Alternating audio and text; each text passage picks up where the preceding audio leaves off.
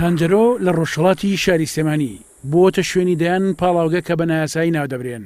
ڕۆژانە بە سەدان تەنکەر لە تەقتەقەوە دێنە ئێرە و نەوتی خاو بۆ پاڵاوگەکان دێنن. ئەنجومەنی نەوت و گازی هەرێم لە کۆتایی مانگی تەمووز لە کۆبوونەوەیەکدا بڕیاری داخستنی بەشێک لە پاڵاوگەکانی داوە، بەڵام هێشتا ڕێنمایەکانی دەرنەکردووە. ئەمە لە کاتێکدایە بەپێی بە دوواداچوونەکانی کێنێن لە ژێرەوە حکوومەت مامەڵە لەگەڵ ئەم پاڵاوگانەدا دەکات و پارەی لێوەرگرتوون.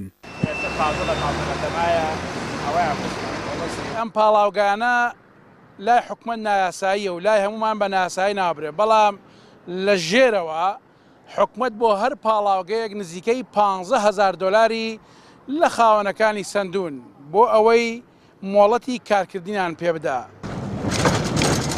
ئێمە لە ناو پاڵاوگەکان داین، دەمانەوێت خاوەن پاڵاوگەکان قسەمان بۆ بکەن، بەڵام کەس خۆی لە قەرەی بابەتەکە نادات. خاوەن پاڵاوگەکان وا خۆیان نیشان دەدەن کە داهاتیان کەمە و ڕۆژی تەنکەرێکیان دوو تەنکەر نەوتی پاژماوەی پاڵاوگەی بازیانیان بۆ دێت، بەڵام شۆفێری تەنکەرێک دەڵێت ڕۆژانە بە سەدان تانکەر لە کۆیەوە دێنە ئەم ناوچەیە. سەیتەرێک کۆیان لێگرتوین هەشتی شەو بەمانەکەنەوەڵی دی قیامەتە. بۆ لە ئێوە لە کۆی نەوتێن بۆ کوێ نەودێنی نایڵم بێ بۆ نایڵم نایڵم بێ تا هەشتی شەو نایڵم لە شەشی بەیانی بۆ هەشتی شەو لێمانەگرت لێتانەگرت. ئایچی دەبچن 2000 سیارە کۆ بۆ تۆ لێ ڕۆژی چەند ترێ ئاوایە لێەوە 1000 سیارێ.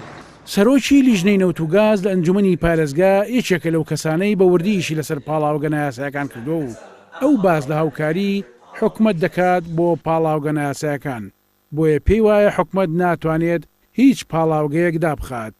ئێمە زیاتر لە 41 پاڵاوگە و عەمبارمان هەیە لە پارێزگای سلێمانی، هەر هەمویان نایاساین، هەر هەمویان لەسەر عەرزی زراعی کراون و هەر هەمویان یەک وشەی ژینگە تەسبیت ناکەن. لەگەڵ ئەوەژە پاڵاوگەیەکی کلاسیکین ئەگەڕێتەوە بۆ مۆدێلەکەی بۆ ساڵی چلەکان پەنجاکان، ئەمانە ناتوان بنزین بەرهەم بێنن و ناتوان نەوتی سپی بەرهەم بێنن، کەواتە بەس بۆ ساخکردنەوە بۆ سپیکردنەوەی نەوتی خاوە. ئیتر ئەمانە مجموعەیە مافیا و بەرپرسی یەکێتی و پارتیان لە پشتایە حیمایەکەن، چەکداریان هەیە و حکوومەت ناتوانێ بۆیان. لە 2015ەوە من بە تەسەلسول بە ناو بە شوێن بە چەند کرێکاریشەکە بە ڕقم تەلەفۆن تەسلیمی دەستی مەحافەزەم گروتم ئەمە ئەبێ داخرێ بە حافەزە نەیەتوانی دایخا، ئەمە ڕاستێکێتی، ئەمە ئەبێ هێزێکی گەورە لە وزارەتی ناوخۆوە بێ ئەگەر ڕازگۆ بن لەگەڵ خەڵکە و بێنەمانە داخن. لە هەرێمی کوردستان زیاتر لە 500 پاڵاوگەی نایاسایی هەن، تەنها 190 پاڵاوگە لای حکومەت فۆرمیان هەیە، 124 پاڵاوگەیان لە هەولێر و 37یان لە دۆک و 29یان لە سلێمانین. تا ئێستاش هەنگاوەکانی حکومەت بە ئاڕاستەی داخستنی پاڵاوگە نایاسایەکان کە زۆرینیان هی بەرپرسانی یەکێتی پارتین دەستی پێ نەکردووە. عەبدوڕەحمان ئەبووبەکر، KNN سلێمانی.